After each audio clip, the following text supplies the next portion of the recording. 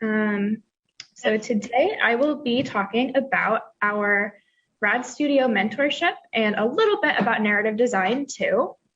So what do those things have to do with each other? Well, I was the narrative design mentor for Rad Studio, so that's sort of it, right?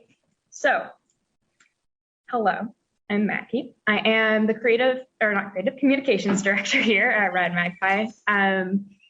So yeah, I'm going to be going over mentorship and then a little bit about environmental storytelling, which is one of the workshops that I gave with the narrative design students. So first, I'm going to really quick go over what our Rad Studio mentorship model was like, because we do reach our students on a variety of levels with our mentorship, doing a couple different things. So first up, we have our team coaches. For each team, they're assigned one coach who works for them throughout the summer and gets their hands a little bit more dirty working with the teams, making sure they have all the support they need, answering any questions they have, and being there sort of one-on-one throughout the summer. We also have workshops and visiting mentors. I recognize some in this room right now. So these are folks who pop in once or twice during the summer to give a more intensive workshop on a specific subject. And then this year we introduced discipline-specific mentors or specialist mentors. So why did we add in this third branch? Basically, we wanted to have more support for folks in fields and disciplines that the exec staff here isn't quite as well versed with. So for instance, this year we got a ton of audio specialists, which was really, really cool. But me and Megan and Dana don't really know too much about audio. So, hello. So we had to hire some support from our community. And this also allowed us to give the students a little bit more cross-team mingling. So normally we notice that each team kind of gets a little bit siloed. So we wanted to provide an opportunity for folks to work with students who aren't on their own team and may share some interest with them working in the same field. So this year's specialist mentors, this is our lineup. So as you can see, there is a little bit of overlap with our coaching. So Megan, Dana, and Willie were our team coaches that worked throughout the summer with these teams. And then the rest of the folks you can see on the screen there, we all popped in once a week to meet with our discipline groups. And so with these weekly meetings, we allowed the students to choose which disciplines to work with. So you didn't need to be an expert in any particular field to join the meetings. Anyone who expressed interest was welcome to go. And each week was a little bit different too. So these meetings could be just checking in, seeing how the projects are going, maybe doing some troubleshooting with an issue that's coming up, talking about the industry at large, or giving presentations. So what I'm going to be sharing with you in a little bit is a piece of one of the presentations that I gave. Each week and each group had a really different and unique vibe, which is something that we learned when we had our mentor postmortem last week. I think it's really interesting that when you get a group of narrative designers together, it's a little bit of a different energy than when you get a group of audio designers together. So that was kind of cool. But yeah, so in these meetings, like I said, I gave several presentations because the narrative group was really interested in doing some deep dives on particular subjects. There was a lot of interest in more foundational skills for narrative because there were a lot of students who were just trying out. So I got to share a lot of more foundational knowledge. So with this one, I would consider this like a little hors d'oeuvre. Sorry if my computer's picking up the sirens there. But yeah, this is a presentation that I had given in a 45-minute session. And now I'm going to try to give it to you all in 10. So we'll see how that goes. I may not get to everything. I definitely already took a whole bunch out. So just know that this is a little sample, a little appetizer, but it's an example of what one of these meetings might have looked like and the kind of things that we went into in the narrative meetings. So this presentation was one of the first ones that we went over in the narrative group because it is one of those skills that a lot of your game is going to be built off of this foundation of environmental storytelling. So it was really important to me to have this information shared early in the session so that they could let it inform the rest of their choices. So here we have a really great quote that I think kind of sums up the gist of environmental storytelling, which is a well-designed world could tell its story with silence. So environmental storytelling is all about giving the player the tools that they need to interpret the scene and put together the puzzle of what's going on here, where am I? And it's not necessarily hand delivered to the player. So the essence of that really comes down to giving the player the opportunity to feel really smart and clever about figuring out all of these hints that you're dropping for them. So you're using the different elements of your environment to sort of nudge the player towards figuring it out for themselves and dropping all these different puzzle pieces throughout your scene, throughout your game that will add up to the environmental storytelling. But how? How do you drop these hints? How do you leave these puzzle pieces around? So here's a whole lot of words on a slide. I apologize. But what you want to do is set the scene by embedding information in all different places. So a phrase, mise en scene, maybe pronouncing that wrong. I haven't practiced French in a really long time. But that originally referred to stage design. But you're doing a very similar thing in your environmental storytelling in a game by examining things like the lighting or the costuming. All of these things contribute to the narrative. So I included these two pictures here showing two very differently dressed stages.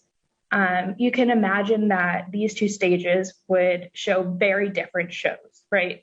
Whatever type of concert or play or experience they're putting on at these two stages already have two different vibes, even when there's nobody on the stage.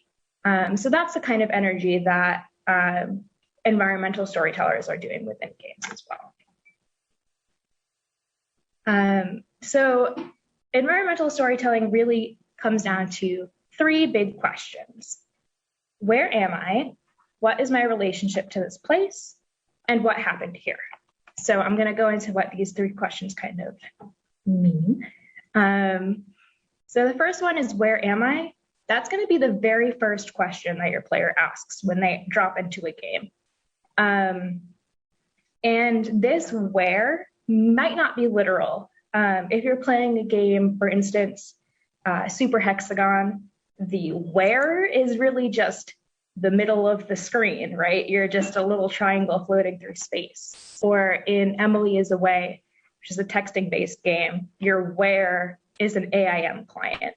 Still, your player is going to be using clues to put together this, where am I? The second question, what is my relationship to this place, sort of builds upon that. And it can feed directly into the question of, who am I as the player character? Why am I here, basically, is what this question asks your player, or what your player is asking you, really. And you can do this by building context through what's familiar. So, for instance, if I open a game and I start out sitting at a school desk with books in front of me, the player will likely assume that they're a student. Or the player starts a level and they see that they're in a castle and there's a crest everywhere that they recognize as the symbol of the bad guys. The player is going to put that together and figure out that they're in a dangerous place. So this is really one of those like aha moments that you want your player to take those clues that you feed them and help them come to the conclusion of what their relationship is to that place. And then finally, the last question is, what happened here? So what does all that mean? The environment has X, Y, and Z elements, but why? And asking this question and then either answering it very quickly or kind of having that left unanswered for a really long time, that can be really impactful when it comes to the tone of your game. So if you're in like a horror setting where you're seeing like mangled corpses on the floor or something, and you're like, what is going on? And that question just kind of, what's the word? You know, that question is just kind of persisting throughout your first few minutes in the game. That is going to really influence your player's mood and relationship to the game. And let's see. Yeah, so here are some examples of some scenes where you'll see clues of things that have gone terribly wrong, and the player needs to figure out what their relationship is to those things that have gone terribly wrong. And that is sort of similar to this question of, am I alone? So whether or not there's other characters will influence that tone as well. So if a space is fully inhabited with like bustling characters, like Ooblets, for example, that game is going to be very cozy, very sociable. Compare that to The Last of Us, where it's an abandoned place and things are all very run down. You may be alone. Makes you feel a little bit more insecure while you're playing, a little bit more suspenseful. So look at those examples there and think about how these different characters or lack thereof is going to influence your player experience. So that leads me into the kind of final portion of this, which I'm going to try and blast through in 5 minutes, and we'll see what we can do. But different techniques that you might employ in your game to convey these environmental storytelling elements. So staging scenes is kind of the first and I would say most often used one, is creating vignettes that tell a story just by the way that they're framed. So for instance, the Skyrim screenshot here, there's a lot of information that someone can gather just by seeing like a skeleton floating. It's like there's a dead person. Why are they dead? Why are they here? Etc. And it will lead the player to create cause and effect relationships that help them relate themselves to the scene. Another example is optional reading. So this is something that you'll see frequently in games like Metroid Prime, Pokemon, things where you have like a logbook that you can dive into for additional information. And this includes making the conscious choice of like picking up an item and learning about it as a system, which is, you know, you have to have a lot of intentionality around that. But the interesting thing about this technique is that since it's optional and the player can choose what to explore, it's not really absorbed via osmosis like things like vignettes are, because they have to go out of their way to pick up this additional information. Next up, architecture and items.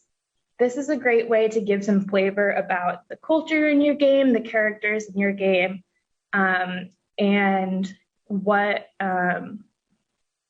words, just like the values of the non-player characters, really.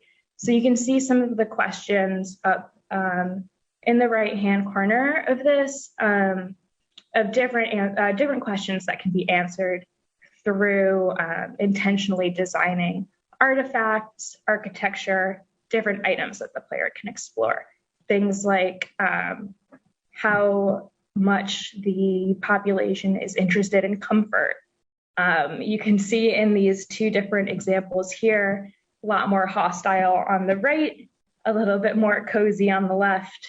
But by looking at the shapes of these buildings, you can see that, for instance, on the right, there is a lot more value on like aggression and being defensive and protected. Yeah. Similarly, you can have a lot of environmental information conveyed through the clothing and the appearances of your non-player characters. And this, you want to make sure that it's very cohesive with the rest of your environment, because there is a lot of information packed into something like the garment that a character can wear.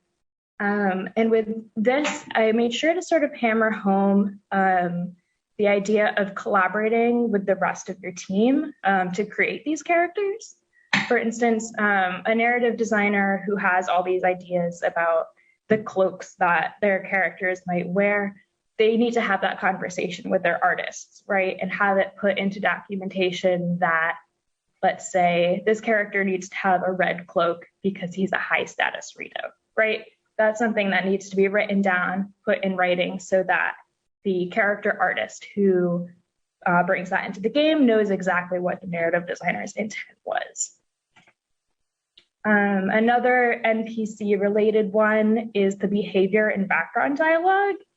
If your non-player character is on a timer, for instance, in Stardew Valley, you can become sort of in tune with different characters' routines.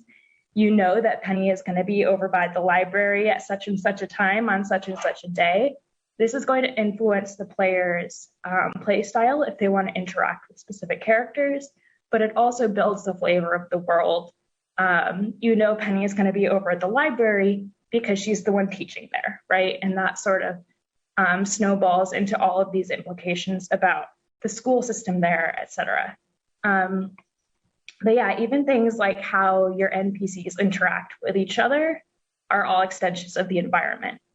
In environmental storytelling, your environment isn't just the space around you, but it's all the things that fill it as well. Okay, I'm running out of time, so I'm gonna just flick through the rest of these. You can sort of glance at them, but I won't do a deep dive. I'm also considering posting this slide deck just so y'all can flip through it later. But things like real world connections, audio logs, and foreshadowing are all really impactful environmental storytelling tools as well. So, okay, I'm very out of breath. I have like 2 minutes before we have our closing remarks. Does anyone have any questions or thoughts or comments on environmental storytelling or Rad Studio Mentorship? Thank you all for being here. Really awesome to see all your lovely faces. And thanks for listening to me talk about environmental storytelling. That was kind of cool.